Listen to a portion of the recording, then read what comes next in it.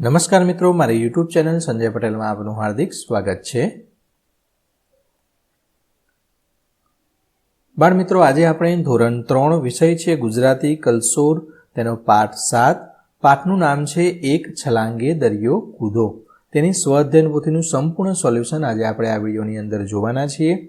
પરંતુ તે પહેલાં જે મિત્રો અમારી ચેનલમાં નવા છે, જેમણે હજુ સુધી અમારી ચેનલને સબસ્ક્રાઇબ નથી કરી, તે અમારી ચેનલ જરૂર સબસ્ક્રાઇબ કરે, વિડીયો લાઇક કરે, શેર કરે અને બેલ નોટિફિકેશન આઇકોન ઓન કરે, જેથી અમારા દરેક નવા વિડીયોની નોટિફિકેશન તમારા મોબાઈલની સ્ક્રીન પર મળી શકે। મિત્રો, આ દરેક વિડીયોનું PDF સ્વરૂપે સોલ્યુશન મેળવવા માટે તમારા મોબાઈલના પ્લે સ્ટોરમાં વિશ્વગુરુ સંજય પટેલ સર્ચ કરી ઇન્સ્ટોલ કરી શકશો। તદ્દન ફ્રી એપ છે, કોઈપણ પ્રકારનો ચાર્જ આપની પાસેથી લેવામાં આવતો નથી। શરૂઆતની સ્ક્રીન આવી જોવા મળશે, તેમાં સ્વઅધ્યયન પોથી પર ક્લિક કરી ધોરણ 3 પસંદ કરી વિષય ગુજરાતી કલસોર પર ક્લિક કરી વિડીયોના ઓપ્શન પરથી તમે વિડીયો જોઈ શકશો। PDFના ઓપ્શન પરથી તમે PDF સ્વરૂપે સોલ્યુશન મેળવી શકશો। ખૂબ જ સારી એપ છે, એકવાર જરૂર ડાઉનલોડ કરીને જોજો। તો ચાલો શરૂ કરીએ। સ્વઅધ્યયન પોથી જે નવી આવેલી છે તેનું સોલ્યુશન જોઈએ। સૌ પ્રથમ છે પ્રશ્ન 1। વાક્ય કોણ ન બોલી શકે તે પાઠના આધારે કૌંસમાંથી પસંદ કરો કોણ ન બોલી શકે। તો પહેલું છે પૂંછડી મારી સાજી રહી, તો એ રાવણ। બીજું છે હનુમાન આજે તો આપણે નહીં રમીએ, મારે બહુ કામ છે, જે હનુમાન। ન બોલી શકે એ લખવાનું છે। મહારાજ આ વાનર તો બહુ ડાયો છે, તેણે આપણી અશોક વાટિકામાં કોઈ જ નુકસાન નથી કર્યું, સૈનિક। ચોથું આ વાનરને જેલમાં ન પૂરતા તેનું સન્માન કરજો, રાવણ। તમે આસન નહીં આપો તો ચાલશે, હું ઊભો રહીશ, જે હનુમાન। પ્રશ્ન 2। પાઠમાં આવતા કેટલાક શબ્દોના અર્થ આપવામાં આવેલા છે, તેને જોઈને તેની સામે પાઠમાં આવતા અને સમાનાર્થી શબ્દ શોધવાના છે અને વાક્ય ફરી લખવાનું છે। તો અહીંયા ધીમે ધીમે હસવું એટલે કે મરક મરક હસવું, કૌંસમાં જે 104 ક્રમ આપ્યો છે, જે પાના નંબર આપેલો છે, જે તમારા પાઠ્યપુસ્તકના 104ના પાના નંબર ઉપર જોવાનું છે અને સમાનાર્થી શબ્દ શોધવાનો છે। તો આ શોધીને અહીં આ રીતે લખવાનો છે અને તેનું પાના નંબર પણ તમારે લખવાનું છે। તો એ તો મરક મરક હસતા હતા અને વાક્ય બનાવવાનું છે। થોડા થોડા સમયે એટલે કે વારે વારે, તો ઉનાળામાં વારે વારે પાણી પીવું જોઈએ। દરિયાને પાર કરીને એટલે કે દરિયા પાર, વાક્ય બનશે હોડીમાં બેસીને દરિયા પાર જવું છે।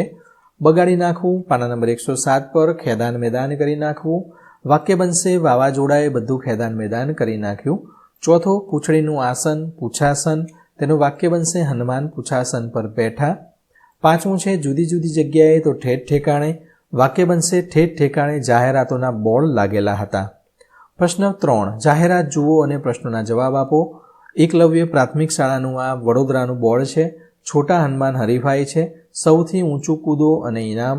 સમય છે સવારે 8 થી 11। તારીખ છે 3 જાન્યુઆરી 2021 શનિવાર। સ્થળ છે શાળાનું મેદાન। સંપર્ક છે પવનકુમાર, તેનો મોબાઈલ નંબર આપેલો છે। સ્પર્ધાનું નામ જોઈએ તો છોટા હનુમાન હરીફાઈ છે। બીજું, સ્પર્ધાનું નામ છોટો હનુમાન હરીફાઈ કેમ રાખ્યું હશે? તો સૌથી ઊંચું કૂદવાનું હતું એટલે છોટા હનુમાન એવું હરીફાઈનું નામ રાખ્યું હશે। સ્પર્ધાનો સમય શું છે? તો સવારે 8 થી 11નો છે। સ્પર્ધા કઈ શાળાના મેદાનમાં છે? તો સ્પર્ધા એકલવ્ય પ્રાથમિક શાળાના મેદાનમાં છે। પાંચમું છે શું અમદાવાદમાં ભણતા બાળકો સ્પર્ધામાં ભાગ લઈ શકશે?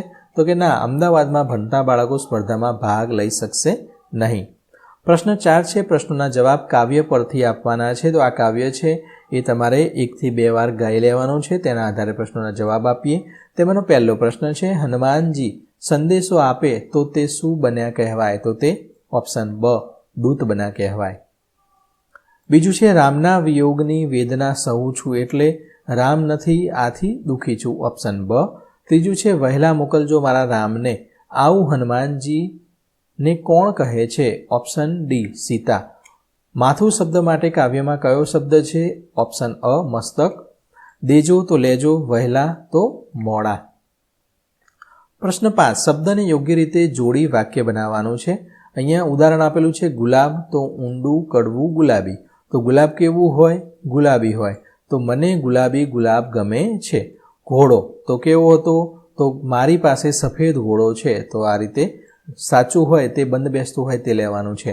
કૂદકો તો દયાળુ, કાળો અને ઊંચો, તો કૂદકો કેવો હોય? ઊંચો હોય. તો મેં ઊંચો કૂદકો માર્યો. ઘર, તો અમારું ઘર મોટું છે, મોટું લેવાનું છે. તો બાળમિત્રો, અહીંયા આપણું આ સ્વાધ્યાયન પોથીનું સોલ્યુશન છે તે પૂર્ણ થાય છે. આ દરેક વિડીયોનું PDF સ્વરૂપે સોલ્યુશન મેળવવા માટે અમારી એપ્લિકેશન વિશ્વગુરુ સંજય પટેલ ઇન્સ્ટોલ કરો, જેમાં દરેક વિષયના બધા જ પાઠના PDF અને વિડીયો મૂકવામાં આવેલા છે. ફરી મળીશું આગળના વિડીયોની અંદર. ત્યાં સુધી આવજો.